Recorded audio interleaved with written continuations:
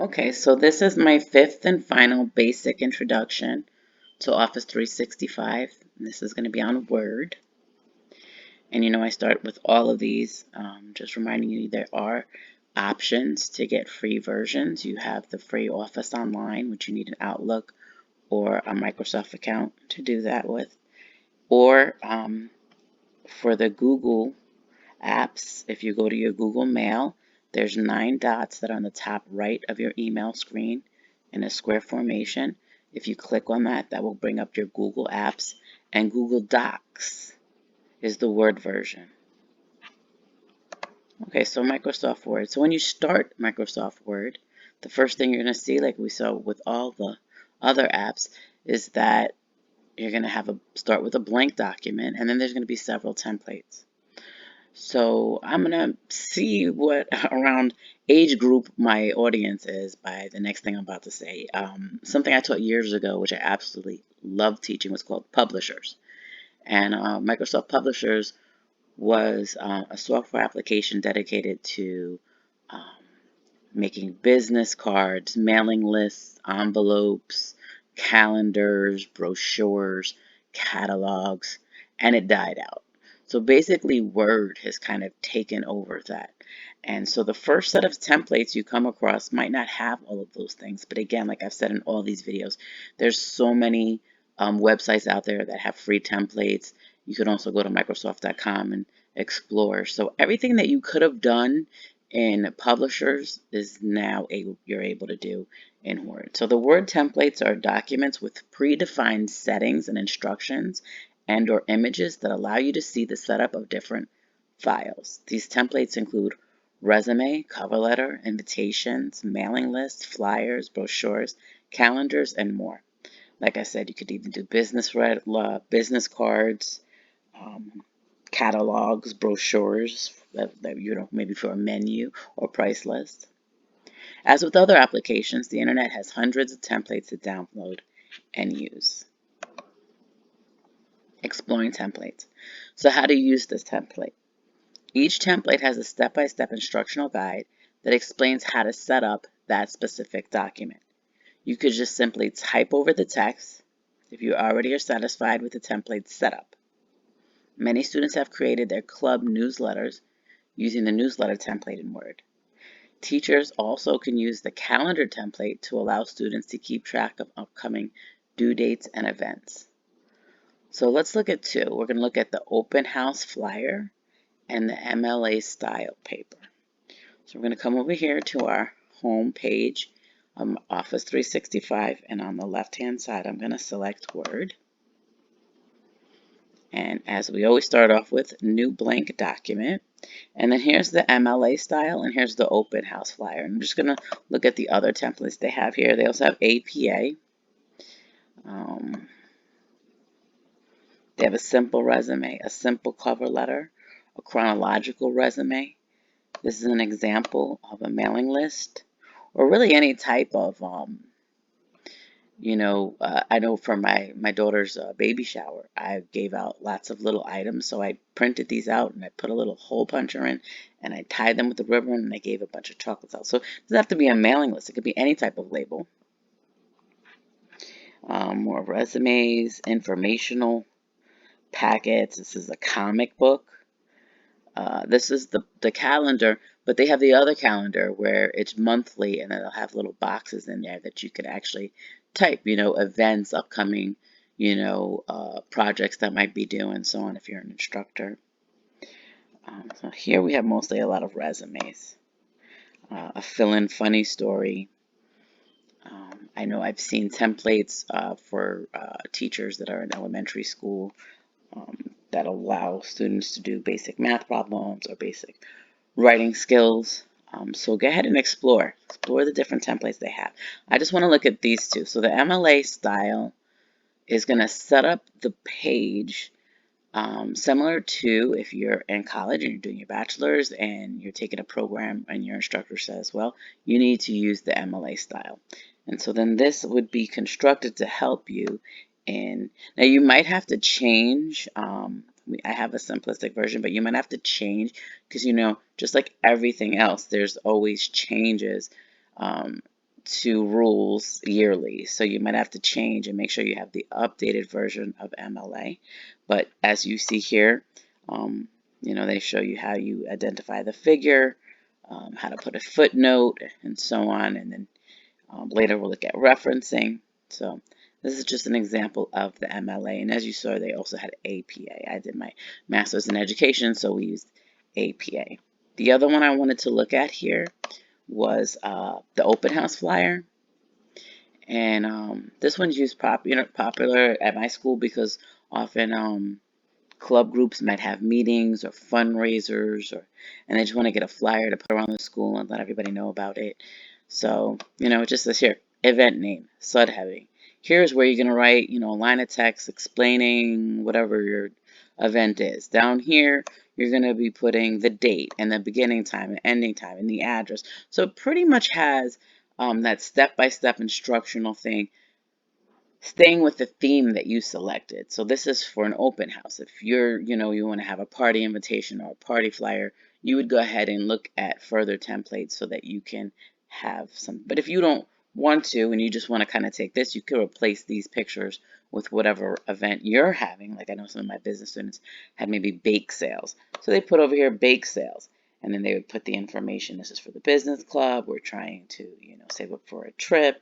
And then they might have pictures of the different items that they plan to sell and some of the pricing that they plan to price it at. So, or they have contact person, if you're not going to be there and you'd like to order something ahead of time.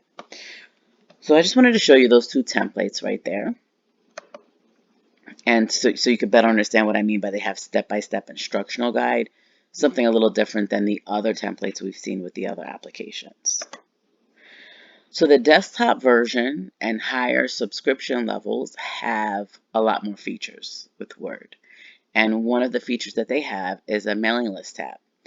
And it has great features including envelopes, mailing labels, and mail merge. So you can mail merge a list of people that you're going to send a specific letter out. It might be a sale that's coming up or a new product that's coming out.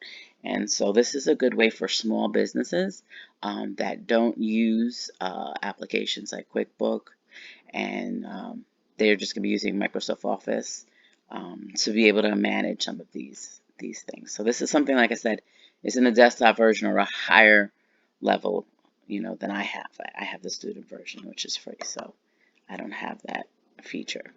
For business owners using Microsoft Word for bookkeeping and all business needs, you can use the mail merge to combine lists of names and addresses with a standard document. And I put such as invoices, and I showed you in Excel.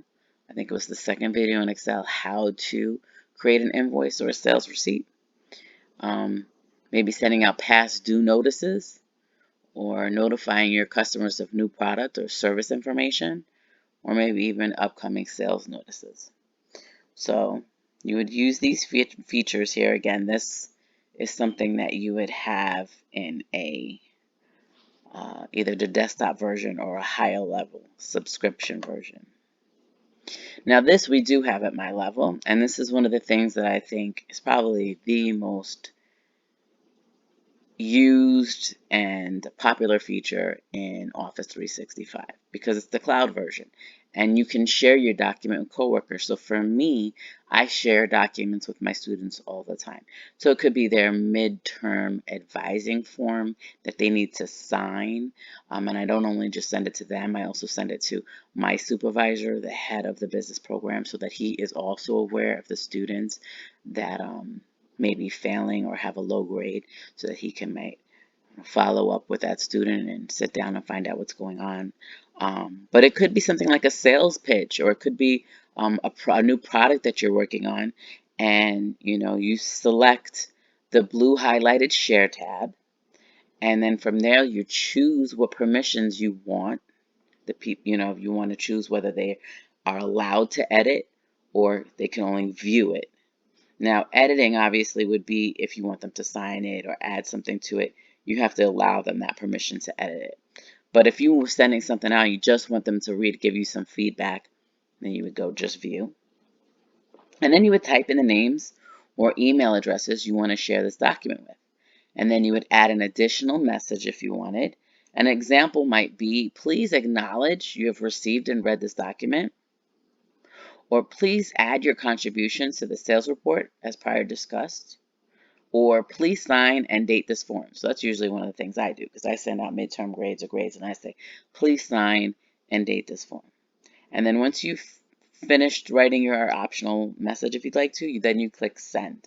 And it immediately will go ding to the sender's email, and they will be able to see that there was a message that was shared with them, and they'll be able to click it, and the message in the file will come up. And again, it depends on what you put the permission at. If I had put allow editing, now the student can come and they can write a comment to me, maybe questioning their grade, or reassuring me I will be getting these assignments done if you please give me an extension, and then they would sign it and acknowledge what their midterm grade was. So we can look at that real quick if you want. So the share button, remember I said it's a highlighted blue one. You click here, and then when the pop-up window comes up, this is where you're going to see to who. And so I'm signed into my network at school. So I don't want to start typing in people's names because it's automatically going to come up and you're going to see people's addresses. But that's what happens. So the first thing they're going to do is they're going to link me within the network that I'm in now. So if I start typing my boss's name, he will pop up immediately because he's someone that I often add to my share links. But if it's a student and this is the first time I'm sending, I actually have to make sure I know their entire email, that I'm selecting the correct one. And then here is where I'd write the message, please sign and date this and get back to me as ASAP. This needs to be returned by, let's say, 6/20/22. And then I click send. And once I click send, then both of them will be alerted, as I said, that there's a document that they have access to. And I would when their name comes up, because that's the one part you didn't see, because I said in here you have the option of permission. When their name comes up, that's where on the right hand side you can either say they can edit it or they can only view it. But I mean, for the most part, when you're sharing documents with coworkers or anybody, the point is to allow them to be able to edit it. I know it's real time, so if I send something out and somebody edits it, that document is now edited, and I can track that as well. We'll look at that in a minute.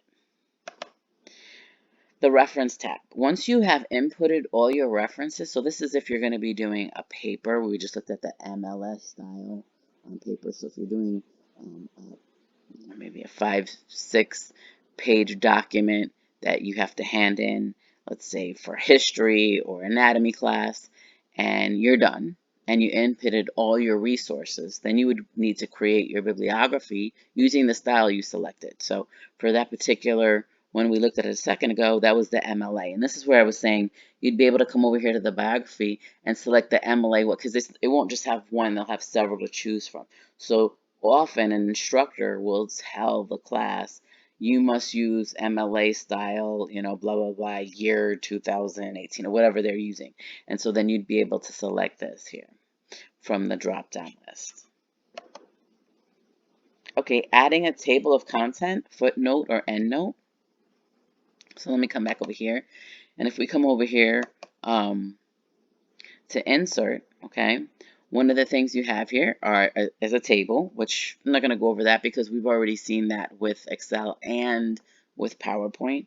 You can also insert a picture exactly like I showed you in Excel and PowerPoint. One thing I will add in a minute is an online video. And then you have your header and footer and page number if you like to put that in there. This is one of the features I really like here too as a math teacher. I'm just going to show you real quick, even though I don't have it part of my, the equation tools. This will allow you to write, let's say, mixed numbers or symbols that, like as you see here, is pi. So they have infinity. So this is good for math classes. So if you have something raised to, so exponents, or if you have a mixed number, this is a great tool that they added. So That's for if you have math work, but I didn't actually put that part on my PowerPoint. So when you come over here to the reference tab, this is where you would be able to see table of content, footnote, and endnote. So I think there's one other feature, but I didn't bother to go over that. So here we are at references. And again, I have a very simplistic version, so you're not going to see that much here. So they have insert table of contents. And it said when creating, you want to select the text that you want to apply, and then you would click OK. I'm not going to do that now because I don't have anything to really go by. But then they would, you know, take the list and they would put a table of content. If you're handing a paper, maybe that's quite lengthy, 10 to 20 pages, it might, or some instructors might even require you to have a table of content. So you would add that in there. Okay. Now I don't have anything that I've done as far as footnotes or endnotes, but if you see here, that is an option. It's not an option for me to click on because I haven't done any work in this document to be able to do that. But I wanted to show you those were other features that are here available to you in the reference tab. Converting text to a table. So you might be typing several things and you decide, well, you know what, I don't like the way it looks on this page. I want to actually insert this into a table. So just as we saw a minute ago, and you've seen it in all my other videos, you go to the insert and you can go to the table, and then obviously you'd have to select. So if this was a 2 by 7, you're going to select a 2 by 7, and then it would automatically put it into the cells for you.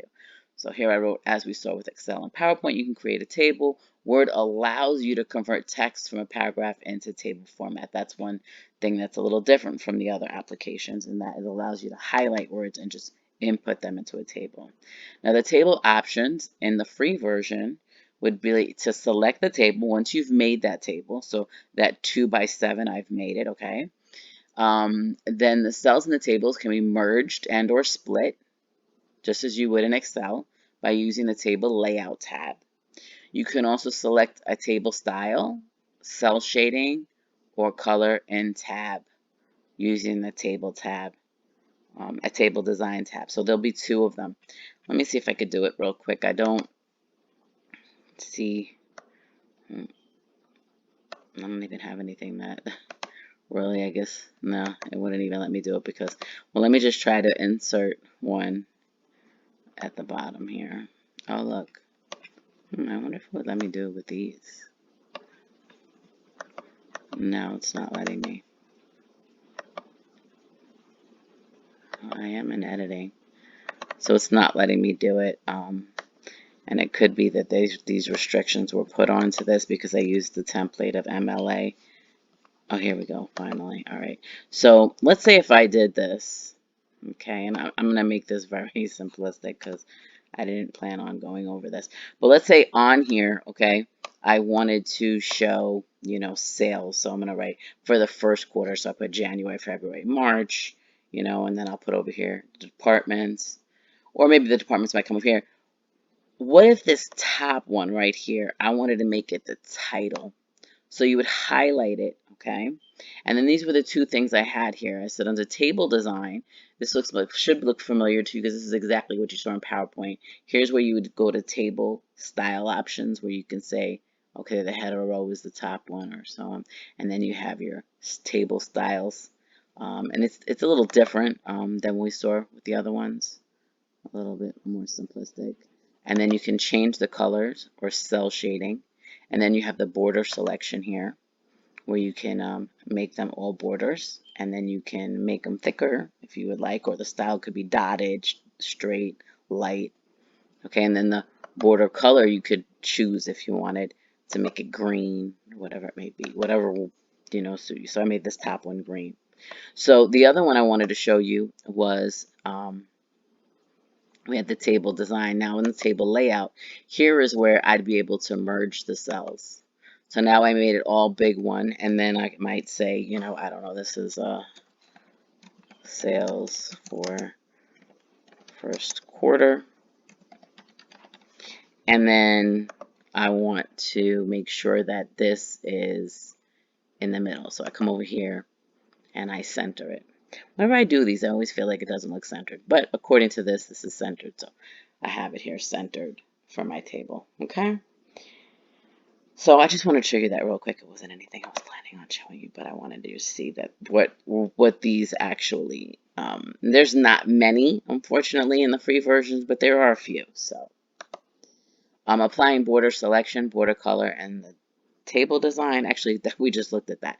So I was saying once I set up the table design, here are selections. I was saying in the free version, this is a little bit simplistic, but we can do shading, and we can merge and center in the layout. The design you will have, the styles, but in the layout is where you could do merge and center and select different colors.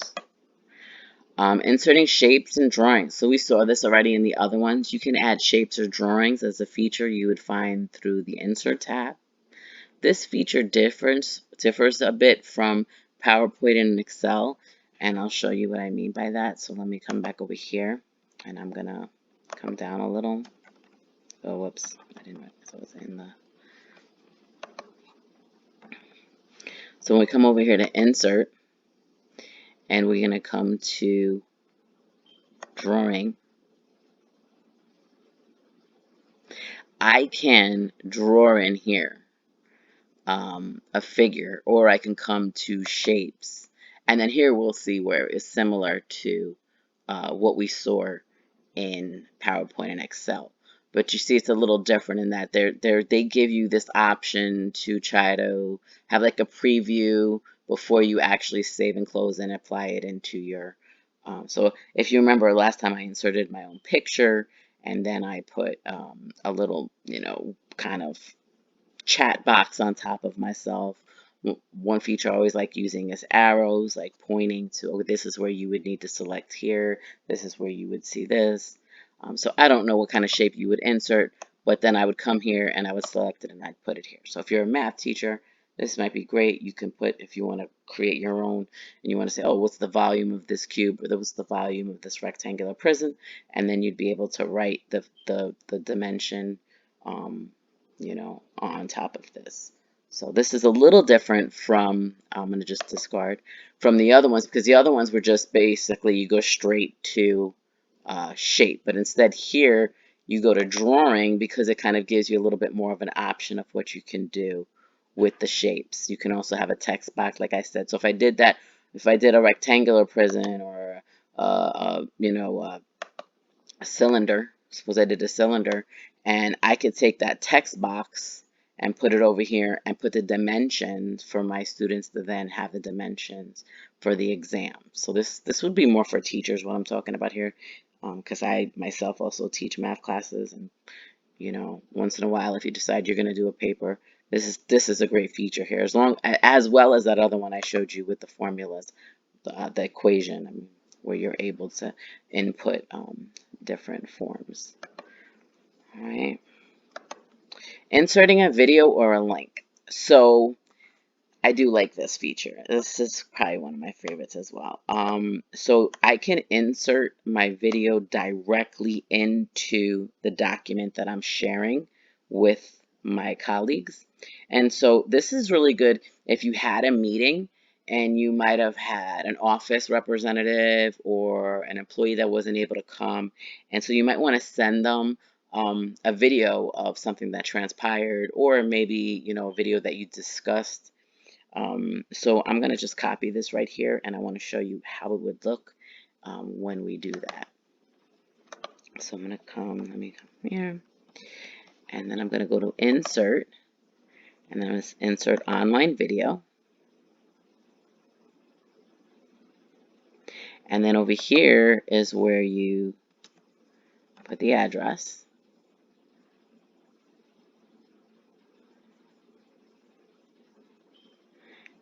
And then here it is, it just came up. So this was my video from the last video I did, the PowerPoint.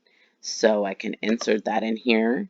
And I might send out to my employees, this was our meeting. We discussed PowerPoint 365 for beginners. Please watch this and just respond, letting me, know your feelings about this. And then see over here at the top, they even have the print handouts, which I think is amazing. Remember, we talked about in the PowerPoint, you can print out the handouts from your PowerPoint so they could take notes. So Nice little feature there. And the last thing I wanted to look at here is in the review tab, tracking changes and word count. So I just taught a critical thinking class. I really want to do a video on that class as well. And one of the things that I'm not used to as a business instructor is there being word count requirements on assignments. So there was a couple of assignments that must be at least 500 words or must be at least 1,000 words. Now, I'm not used to that personally, but one of the things I do like with Word is I'm able to easily see, okay, what is the word count? So let me show you where that is, and then tracking changes. So when you come over here to the review, okay, this is where you have the tracking changes. I have it off, but I can put it on, or I can make it for everyone, or I could make it just for myself. But if I put it for everyone, this allows me to see, okay, I see that the student read it, and then I can see if the student signed it or dated it. If the student read it and then didn't sign and date whatever the document was, and I asked them to do that, then of course I could follow up with an email immediately. Did you have any questions for me? Is there any reason why you didn't sign? And get that back to me. So this is a good feature in that if you're sharing the document and you want to put for everyone, you're going to be able, as the creator of the document, see that everyone who's looked at it and what they've done to it. Okay, so that's a really good feature with the share option. And then the other one is word count. Again, I don't usually teach courses that have writing assignments, but I just taught a critical thinking course where there was a word count requirement. So that was how I did it. I brought it into the Word, and then I came right over here and I went to the word count and it told me exactly how many words were in each student's assignment. And then if they were short, I would have to send it back to them and say, I'm sorry to tell you, but there was a 500 word requirement and you were only at 462. If you could please, fill in a few more sentences and resubmit the assignment for a higher grade. So that concludes what I wanted to show you with Word. I mean, actually, I think there's so much to offer, and I made such a short video, but it's because I can't go through all the templates. I would say the best thing with Word is to explore these templates. And if you were to go just to your Office 365, especially the free version I have, you're going to see very few templates. You're going to see just mostly resume, cover letters, a flyer here and there, a calendar. But there's so many out there, so you got to do your own homework. I don't know if there's anything I mentioned here that you might find interesting, but with my daughter's baby shower, I did invitations, I did labels, I did flyers. Um, I played I made games, I made a bingo, and I got them all from the templates. So, Word is a great, thing for work, for your personal life, for organizational skills. Like I said, that calendar might help your students if you have a 3-month course, printing out that 3-month calendar for them and having the due dates and maybe specific events or classes that are important, or if there's a class that you're taking, a holiday class, and you have an assignment, you might put on there, we have a holiday, the assignment would be found in the module number 2 section. So and the other thing I didn't mention, I think, is business cards. Business cards is another feature that you can make in Word now. So you'd have to go out and find that template for business cards and then go get the appropriate paper, let's say from Staples, that thicker paper, because obviously you wouldn't want to use the standard paper for a business card. You'd have to go get the thicker paper and make sure that it's, compatible with your printer. But there's people who make their own business cards now. There's no need to go out and buy business cards because you could do that in Word as well. So if there's anything in Word you'd like me to address, please put it in the comments. I think I'm going to stop here with the Office 365. I've been meaning to do a critical thinking video, so I'm going to try to do that. And then I'm going to get back into QBO. I know I've had a couple of requests on advanced and payroll. I'm not sure which one I'll start with, but I'll get back into that. And thank you. Thank you so much for watching.